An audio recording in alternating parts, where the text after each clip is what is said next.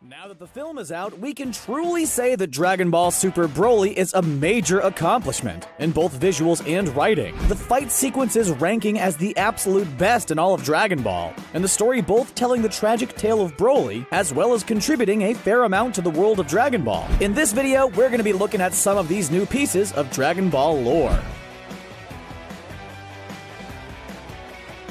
Vegeta the Fourth. Starting us off is something of an inconsequential fact, but an interesting one nonetheless. It was a rather well-known fact that Vegeta, his father, and the planet the Saiyans resided on before their destruction all shared the same name. Vegeta was the son of King Vegeta, who ruled over the planet Vegeta. We've known about this naming scheme for quite some time, but in Dragon Ball Super Broly, we learned something new about the Vegeta lineage. In the movie, it was revealed that Prince Vegeta is specifically the fourth Saiyan to be named as such. This tells us a couple of important lore details. For one thing, we now know Vegeta's full official royal title is Prince Vegeta IV. Second, we know that Vegeta and his father weren't the only ones to be named Vegeta. Finally, in knowing that there were two Vegetas before King Vegeta, it tells us more about the history of the Saiyans and planet Vegeta.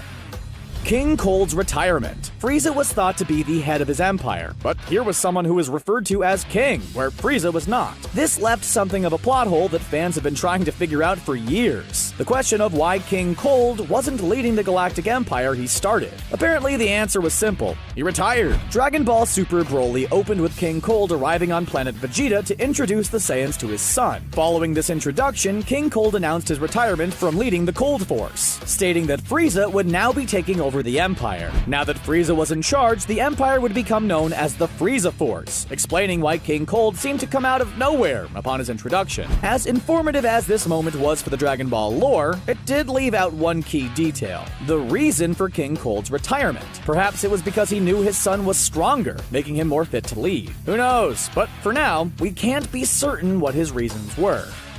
Goku's new move. Goku has gained a lot of new techniques over the years, and it comes as no surprise that he displayed a new move in Dragon Ball Super Broly. In fact, he might have displayed several new attacks, some that we may have missed with how fast-paced the fights were. But one that definitely stood out was when he stopped Broly in his tracks with some sort of psychic technique. This technique was used by Goku in his Super Saiyan God form, and from what we can gather, it involves using energy to prevent an opponent from moving or attacking for a short period of time. This ranged grappling technique is brand new to the series, and although it doesn't have the same name yet, it tells us that Goku has further learned to use his Super Saiyan God form. Also worth noting is that Broly, after escaping this technique, learned to do it himself, immediately turning it back on Goku, confirming that, like Goku, Broly is capable of quickly learning techniques. Broly's God-surpassing power. Speaking of Broly's power level, it's absolutely massive in the film. In just his base form, he was able to take on Vegeta's Super Saiyan power. And after going into a rage, he gained enough power to go toe-to-toe with a Super Saiyan God. Things got even crazier when Broly went Super Saiyan, eventually ascending into a full-powered Super Saiyan form. It's safe to say Broly's power is crazy if he can beat Super Saiyan God and Super Saiyan Blue without even going past his first Super Saiyan form. Broly's display of power throughout the film, as well as a comment from Goku, tells us that the character may very well be stronger than a god of destruction, standing near to or on the same level as the likes of Universe 11's Jiren. Vegeta's training goals. For the majority of Dragon Ball Z and even Dragon Ball Super, Vegeta's goals and motivations have almost always centered around surpassing Goku. After his initial defeat at the hands of the low-class Kakarot, Vegeta swore that he would get stronger, sparking a rivalry that was driven by Vegeta's desire to ascend to a power level greater than Goku's. However, in Dragon Ball Super Broly, we learned that Vegeta had a new goal in mind when it came to getting stronger. The present-day part of the film opened with Goku and Vegeta sparring, leading Whis to ask the reason behind Goku's training. Goku answered with his usual, to fight strong enemies shtick, and when Whis asked the same of Vegeta, he gave a rather surprising answer. With great frustration, Vegeta stated he was getting stronger in order to face Frieza were he ever to come back to Earth, blaming Goku for the villain's resurrection. This was a shocking answer for two reasons. The first being that it wasn't Vegeta's usual answer to the question, which was to surpass Goku, and the second reason it was so surprising was because it was rather noble and heroic. Sure, it's not like Vegeta's a villain anymore, but to hear him straight up mention that he was training to protect the Earth came as a big surprise.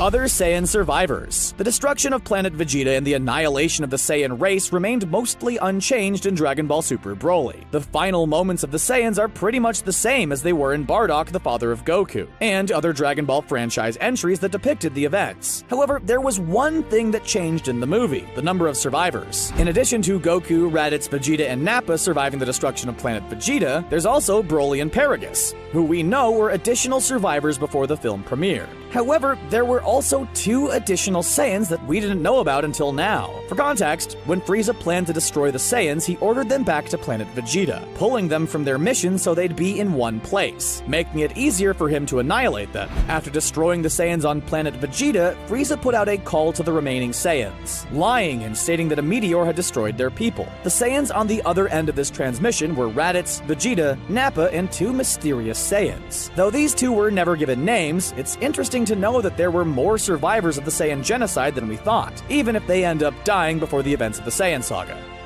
Tarble is canon. On top of confirming the existence of additional Saiyan survivors, the scene we just mentioned also confirmed something that fans have been wondering about for a long time. While mourning the destruction of planet Vegeta and all the lives lost, the 2 Saiyans we discussed earlier asked Vegeta and Raditz about their families, and in answering, Vegeta confirmed the existence of his brother Tarble. Tarble was first introduced in Yo! Son Goku and His Friends Return, a Dragon Ball OVA that was never dubbed in English. Tarble was more or less the center of the OVA's plot, but aside from this animated special, the character has never made another appearance in the franchise. Because of this, fans were unclear if he was actually canon, a question that was made even more unclear by the fact he was alluded to in Battle of Gods, but not in the Dragon Ball Super adaptation of the story. However, this scene in Dragon Ball Super Broly finally answers the question of whether or not Tarble exists in the main canon of Dragon Ball, Vegeta's mention of his brother confirming it.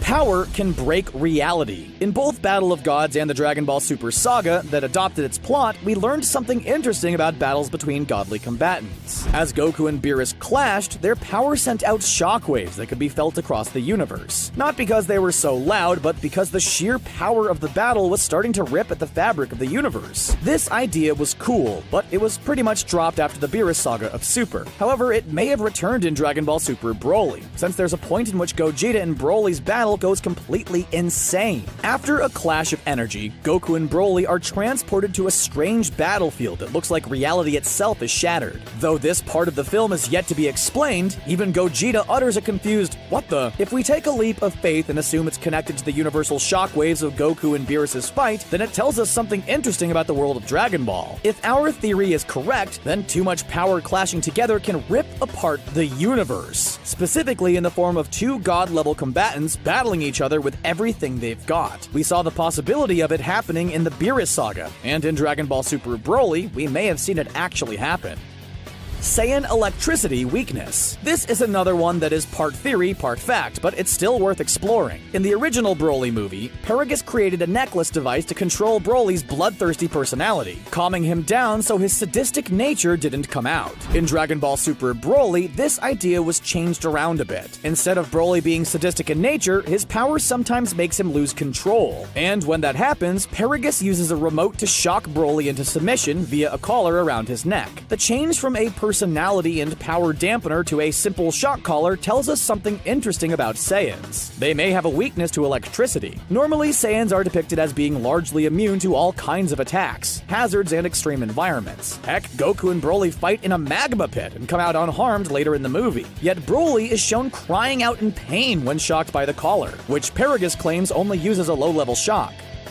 Vegeta's king status. Vegeta is a very proud person. Everybody knows that. He's especially proud of the fact that he's of royal heritage, constantly referring to himself as the Prince of Saiyans throughout most of Dragon Ball Z. But we've always wondered if his father perished in the destruction of planet Vegeta, wouldn't he then be king? This question was answered in Dragon Ball Super Broly. Though fans may have inferred this before, Vegeta states with great disappointment that he'll never be King Vegeta following his planet's destruction. Perhaps because there would be no planet to rule over, Vegeta thought that he could never be king. But this doesn't explain why he's he's still quick to point out his status as a prince. Another theory is that without the king around to pass on his position in a coronation ceremony of some sort, Vegeta's permanently stuck as a prince. Regardless of the semantics, Dragon Ball Super Broly at least gave us a vague reason why Vegeta only thinks of himself as a prince and not a king, stating the destruction of Planet Vegeta as the reason. Of course, this isn't a major revelation or anything, but it has been on fans' minds for quite some time. And with the release of Dragon Ball Super Broly, we now know the reason behind Vegeta's refusal to think of himself as a king.